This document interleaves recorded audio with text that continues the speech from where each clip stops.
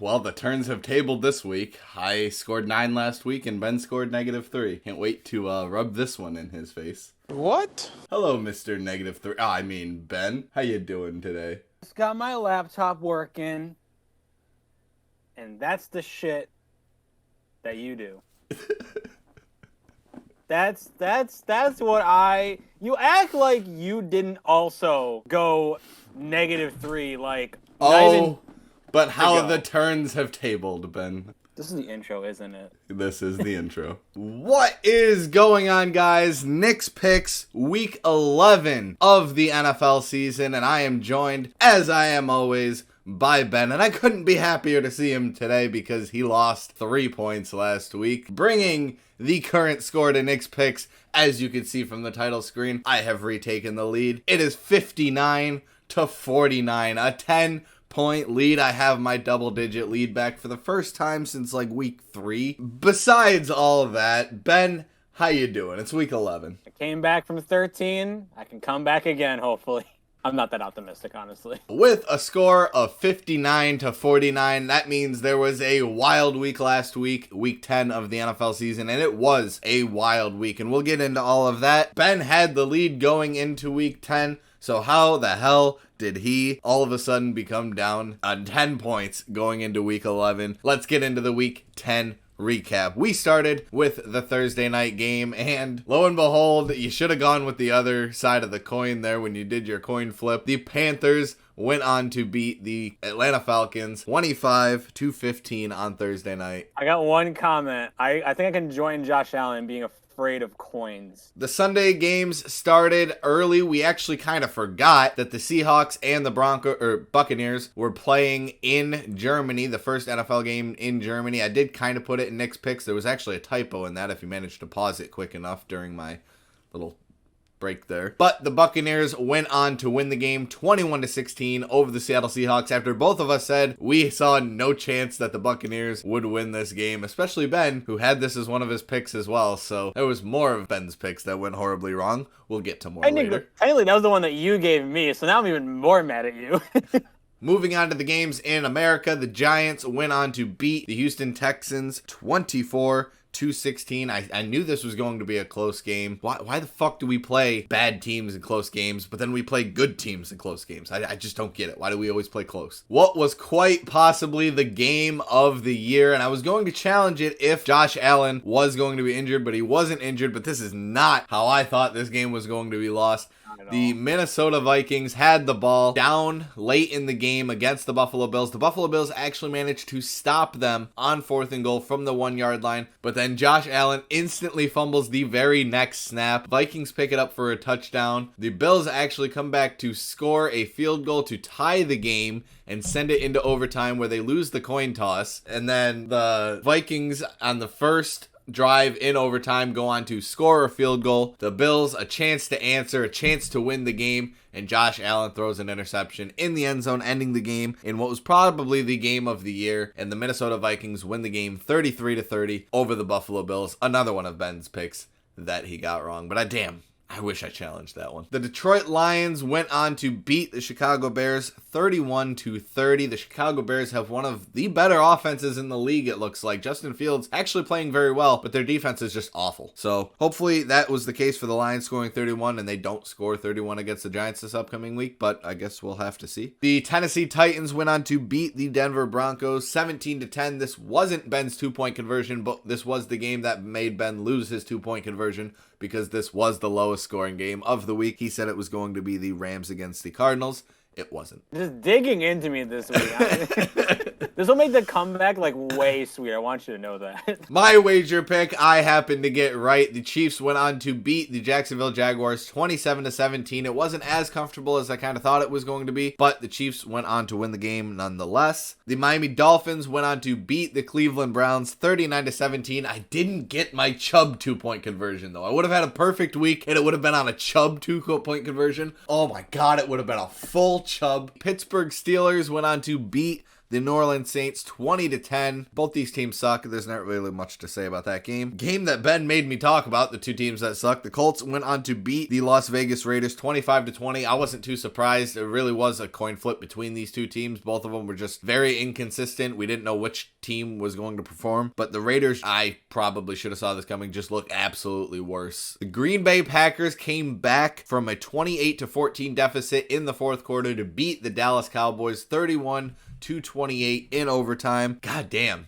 I don't like rooting for Aaron Rodgers, but when he goes against the Dallas Cowboys, he always seems to play very well. Thank you, Aaron Rodgers. I needed that one. The Arizona Cardinals did go on to beat the defending champion. I say that in quotes because they are not playing like the defending champions at all. 27-17 in LA.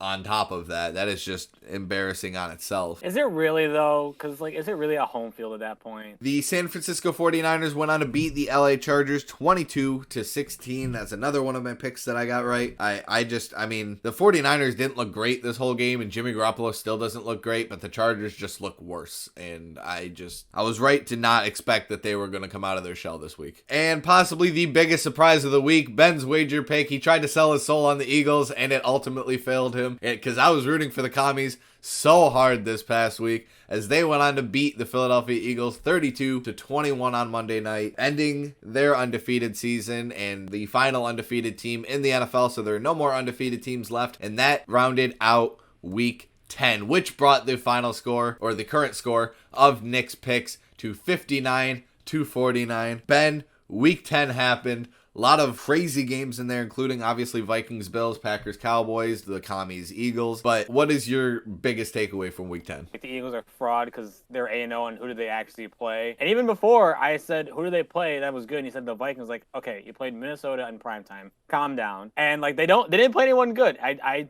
fully believe that they didn't play anyone good. And as I sensed that, the Eagles wound up losing. So I was like, you know what? It sucks that I lost 3 points on a wager, and my wager record is still going down, but I also can't stand Eagles, so it's kind of a win-win, honestly. So without further ado, let's move into our week 11 picks. And we start with the game of the week. And if we haven't really made this clear by now, the person who gets to pick their game of the week is the person who is currently in the lead of Nick's pick. So now I get to pick the game of the week.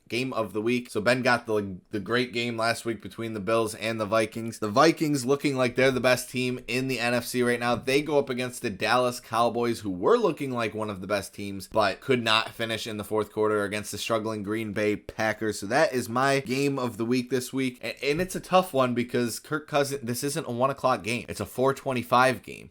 And that's like the gray area for Kirk Cousins. I don't know, but the Dallas Cowboys just lost a 14-point lead to the Green Bay Packers, who have literally nobody except Aaron Rodgers. So I am not picking them to win this game in Minnesota because A, Minnesota is one of the toughest places to play, and B, Minnesota is just absolutely on a roll right now. So I have the Minnesota Vikings winning this one 27-23 over the Dallas Cowboys, and this will add another game lead for the Giants in the NFC East should they go on to beat Detroit. I'll get to that game in a minute. All right, and my game of the week is an AFC West showdown between the Kansas City Chiefs and the Los Angeles Chargers in a neutral field. I don't care that it says it's in LA. This is a neutral field, and honestly, it could probably be a Chiefs home game for all we know. Regardless, I don't care if the Chargers even had a home field advantage. I am still picking the Chiefs in this one. I have the Chiefs winning this one 28-24. I do have it close because I do think the Chargers can start to pick it up. I think they just got an unlucky loss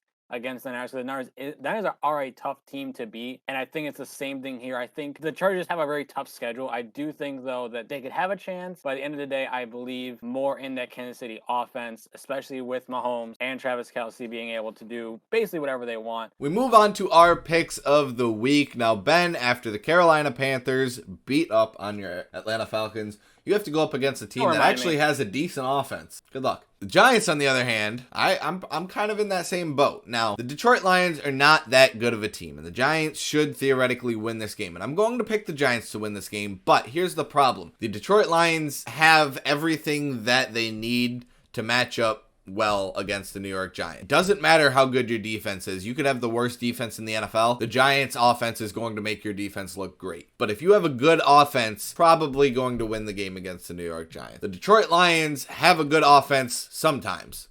Other times they don't. And they're coming off a good offensive game last week, so hopefully this week it just spirals out of control for them. So I am going to go with the New York Giants winning this game 24-20 over the Detroit Lions. That was a really, really horrible way to spin that to make it seem like the Giants should win this game, but it's the Detroit Lions. There's no reason that the 7-2 New York Giants should lose to the 3-6 Detroit Lions. I just guessed that. But still. Hey Nick, would you believe I did a coin flip for this? I didn't actually. I'm going. This is one of those. I'm going with my heart, and probably like a free challenge for you. Like I have to believe at some point. I have to believe at some point that this team. God damn it! I have to believe. Don't pick Atlanta because I don't want to use my challenge, but that's so. But here's the thing, Nick. I am. No, there's no fucking way, dude. Wait, really?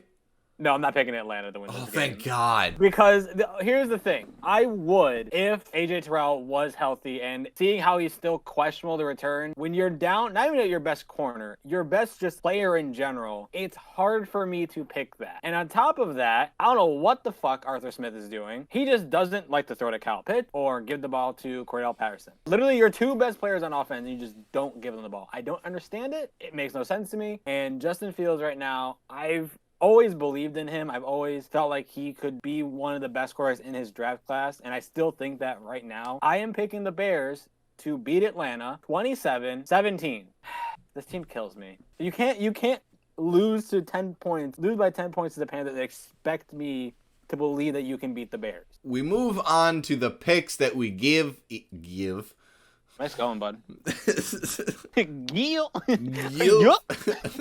Goofy over here. I gave Ben the Thursday night game that you guys will be watching tonight between the Titans and the Packers, who now that just became an interesting game to talk about because are the Packers back? That's all up to you, Ben. I'm going to have to go up again. God, I'm doing great right now. Two teams with surprisingly winning records, both coming out of the East. By the way, we are back, since the Commies beat the Eagles, we are back to all the East teams having above 500 record, or 500 or above records, because the Commies are 5-5. But both of these teams, the New England Patriots and the New York Jets, are coming off their bye week. Both of them, before their bye week, are coming off solid wins themselves. The New England Patriots beat the Indianapolis Colts 26-3 right before their bye week. Not that impressive of a win because the New York Jets went on to beat the Buffalo Bills 20-17 just before their bye week. So quite impressive win for them before they went to their bye week. So you would think I'm leaning Jets here, but this is at home for the New England Patriots, and Bill Belichick just seems to have Zach Wilson's number, and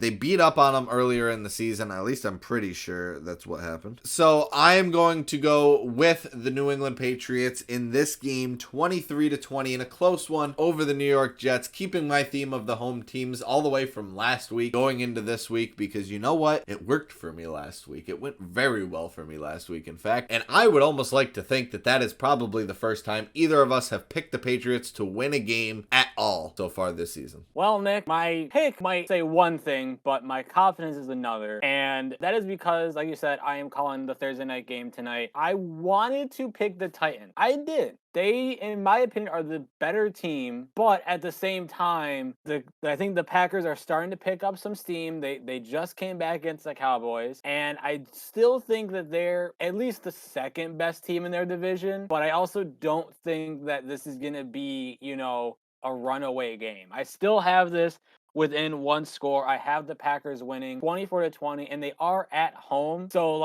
it's one of those where, I'm not really confident in either team, honestly. I just run the damn ball.